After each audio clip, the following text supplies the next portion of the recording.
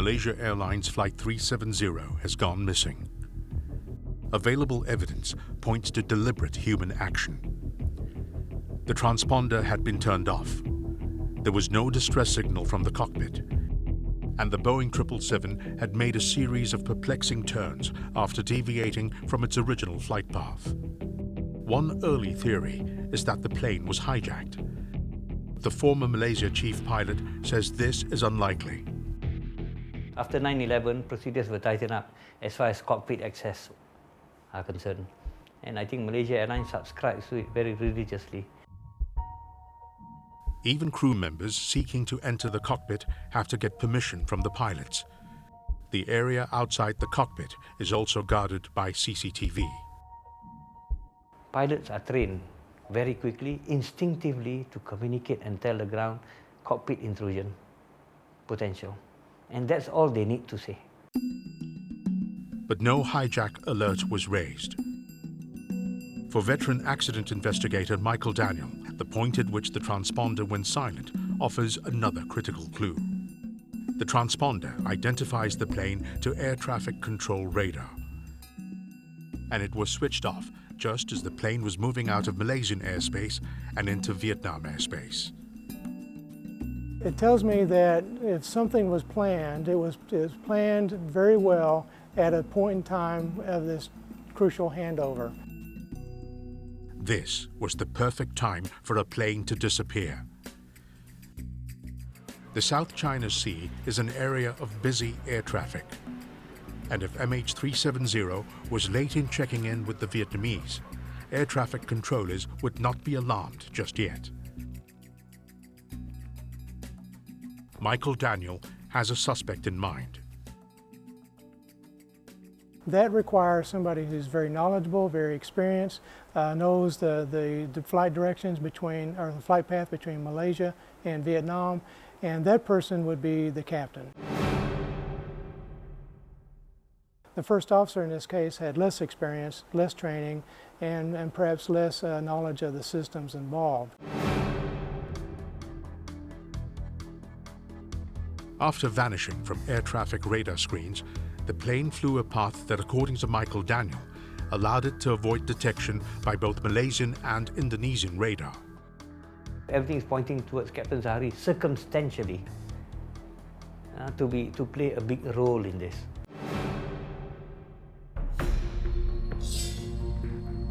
Zahari Ahmad Shah may have had the capability and the opportunity more than anyone else on the plane.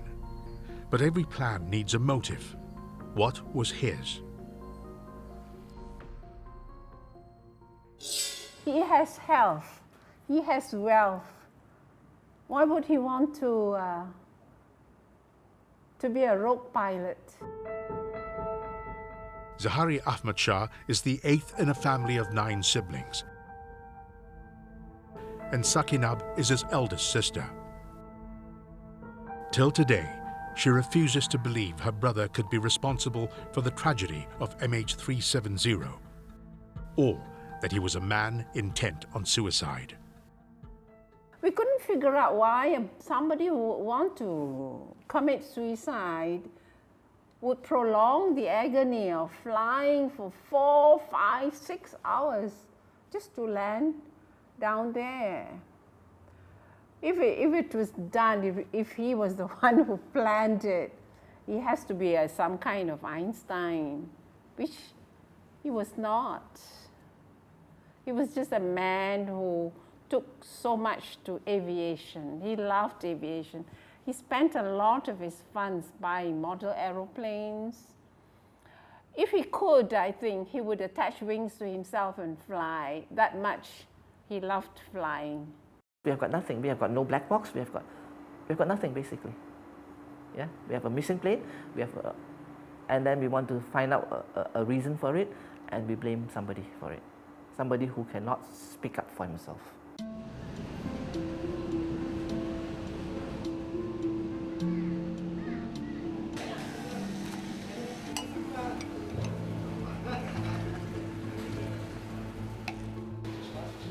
Captain and I used to come to this coffee shop a lot. We would come here whenever we are in town together. and Captain Zahari would always order a teh tarik. Peter Chong has known Captain Zahari for 2 years, ever since the pilot started volunteering at community activities that Peter organized. The Captain Zahari that I know is a caring and loving person. He would not hurt a fly. Therefore, I do not believe any of these speculations made against him. In fact, as a captain of a plane, if anything were to happen to it, he would make sure that his passenger and crew are taken care of before he even thinks about himself. Attempts to tease out a motive for the pilot have so far led nowhere. Could the explanation lie somewhere else? What about electrical failure? It is a sudden, potentially catastrophic event that requires no motive. Aviation analyst and seasoned pilot Brian O'Dwyer thinks we might be looking at a pilot trying to save, not sabotage his plane. Electrical failure, he says, could explain why the transponder was mysteriously switched off.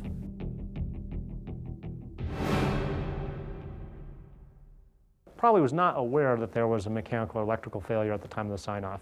So in this case, an electrical failure could happen, or a fire or other incident, and that could cause a pilot to want to diagnose what's going on. Do I turn off this system? Is that the problem? Do I turn off all the systems, turn them on one by one to figure out where I have a problem? Faced with an electrical problem, the first thing a pilot would do is turn back towards familiar airspace. For Brian O'Dwyer, this could explain the U-turn taken in the South China Sea. Certainly those pilots knew airports, airspace in the Malaysian and KL area like the back of their hand. And so when you're dealing with a situation where you're worried about electrical, you're worried about this, worried about that, not having to worry about navigating because you know the territory really well is something that's really prudent. But MH370 didn't land at the nearest airport. Instead, it continued flying across Malaysia and later south towards the Indian Ocean. According to O'Dwyer, these seemingly erratic turns could be a result of hypoxia.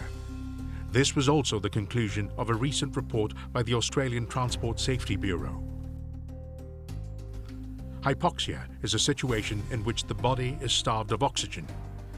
If this happened to a pilot, he would not be able to navigate a plane properly. In fact, he would be flying as if he was drunk. Hypoxia in an aircraft is caused by a sudden loss of cabin pressure or an oxygen leak. So what could cause an oxygen leak?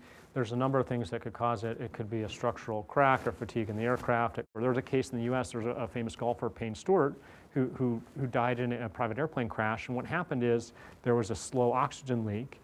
The people basically died of lack of oxygen, but the aircraft kept flying for 3 or 4 or 5 hours on its pre-programmed flight course. But Nick Huslan says the route taken by the plane suggests not hypoxia, but a pilot in full control. Moreover, if he were able to execute a U-turn even under the influence of hypoxia, he'd have the frame of mind to radio for help. Nick Huslan also does not agree with the theory that MH370 had suffered an electrical failure. If it's electrical, the autopilot cannot manipulate and fly the plane all the way to where it's supposed to be. Because autopilot will be the first thing to go. Radios will be the last thing to go for communication. Another mystery, the absence of a Mayday call. This has been raised as evidence that the disappearance of MH370 was an act of sabotage. If an aircraft in distress, one of the first things that a pilot would do after is able to fly the aircraft, maintain some degree of control of the aircraft, is to communicate, to basically tell the world that I need help, something's wrong.